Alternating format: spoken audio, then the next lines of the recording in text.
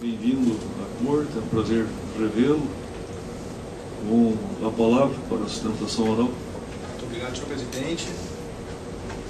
Gostaria de saudar os excelentíssimos senhores desembargadores federais presentes, presidente da Associação, Luiz Fernando Penteado, Causa do Alto Thompson Flores Lens, Fernando Quadros, Vive Antônio Caminha, desembargador Luiz Alberto Valha, Cândido Leal Júnior, eminente relatora, senadora Margarida Tesla, ilustríssimo Ministério Público, Dr. Carlos Eduardo, saudar os advogados aqui presentes, faço na pessoa do meu querido amigo Pedro Pita, também da parte adversa, Dr. Sérgio Li, e gostaria de maneira muito entusiasmada também saudar todas as partes aqui presentes, em especial os servidores públicos federais que aqui colaboram com o trabalho de todos nós, mais diretamente nesta corte, e que são parte nessa demanda.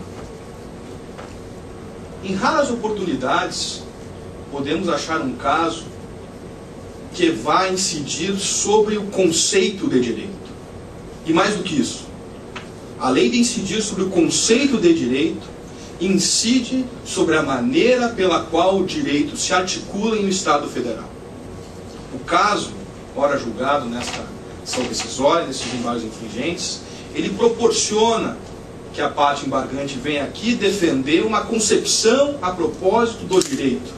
E mais do que isso, proporciona ainda que se possa tecer considerações sobre a maneira como o Estado Federal se organiza no Brasil e de que modo a segurança jurídica deve ser promovida no nosso país, sempre tendo presente que a segurança jurídica é um meio, e tão somente um meio, de que o Estado de Direito se vale para a promoção da liberdade das partes, liberdade das pessoas e igualdade de todos perante a ordem jurídica.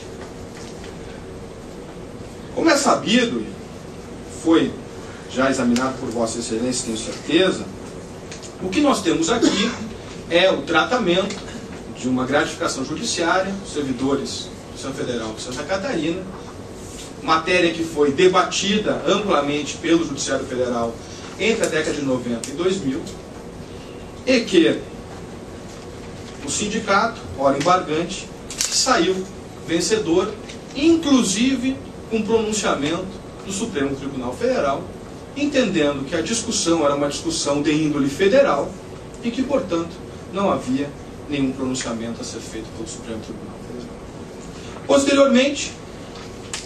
Posteriormente, é proposta ação rescisória, que, como muito bem relatada, é julgada procedente por maioria por esse tribunal. O que está em causa aqui? Está em causa, em primeiro lugar, a aplicação da súmula 343 do Supremo Tribunal Federal em dois aspectos. Primeiro, demonstração da divergência. Segundo, divergência entre tribunais federais que compõem uma federação como suficiente para demonstrar a controvérsia judicial para efeitos da súmula, em primeiro lugar.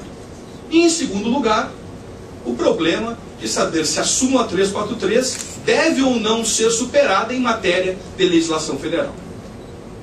O primeiro problema envolve uma questão federativa, de forma de Estado.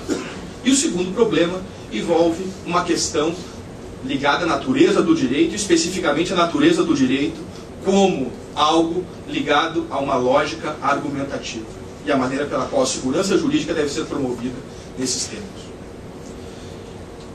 Se nós olharmos o confronto das duas federações, os dois modelos de federação que existem no direito comparado, o federalismo estadunidense competitivo e o federalismo alemão colaborativo, nós vamos perceber que a Constituição de 88 se inclina claramente pelo segundo modelo.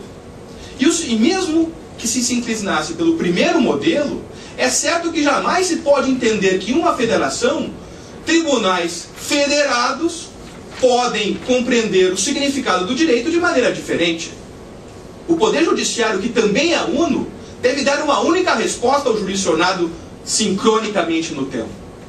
Essa é a razão pela qual o embargante sustenta da tribuna que a divergência entre tribunais, notadamente entre o Tribunal Regional Federal da 4ª Região e o Tribunal Regional Federal da 5ª Região, é sim suficiente para mostrar que a matéria era controvertida nos tribunais e que, portanto, configura-se o suporte fático necessário para a aplicação da súmula número 343. É a primeira questão. Não vou aqui cansar Vossas Excelências com a citação de acordos, porque eles já se encontram nos autos. A segunda concerne a própria aplicação da súmula 343 e a razão pela qual a súmula 343 existe na ordem jurídica brasileira.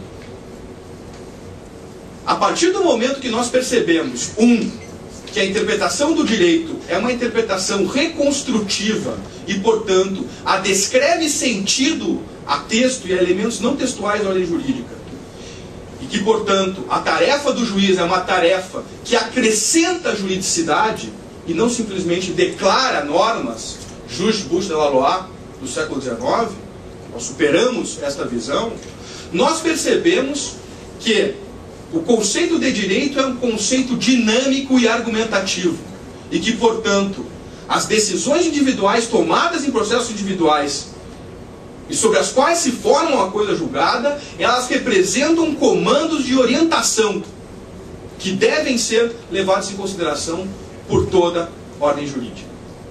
E a partir desse exato momento em que nós percebemos em que a interpretação atividade reconstrutiva se liga a uma interpretação resultado que não admite uma única resposta correta, mas que o problema do direito é um problema ligado à lógica do razoável, nós percebemos que cortes de apelação como esta têm sim que contribuir para a formação de precedentes.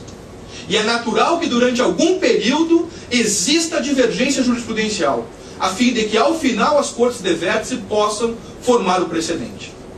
Isso é importante porque neste quadro não há que se falar em ofensa à igualdade, em ofensa à liberdade, em violação à segurança jurídica, quando nós temos decisões em sentidos diferentes, quando não há precedente do Supremo Tribunal Federal ou do STJ sobre determinada matéria. Admitir que as decisões desse Tribunal Regional Federal e de outros, de tribunais de justiça, só tenham eficácia quando convoladas por decisões do Supremo e do STJ, é anular o poder jurisdicional desses tribunais. E é por essa razão que só se admite a aplicação da súmula 343 quando o acórdão rescindente é posterior à formação do precedente do Supremo Tribunal Federal ou do STJ, que não é o caso neste exame que se faz desses embargos infringentes. Por essa razão, a embargante pede a procedência desses embargos infringentes e confia no prudente julgamento de Vossas Excelências. Muito obrigado pelo tempo.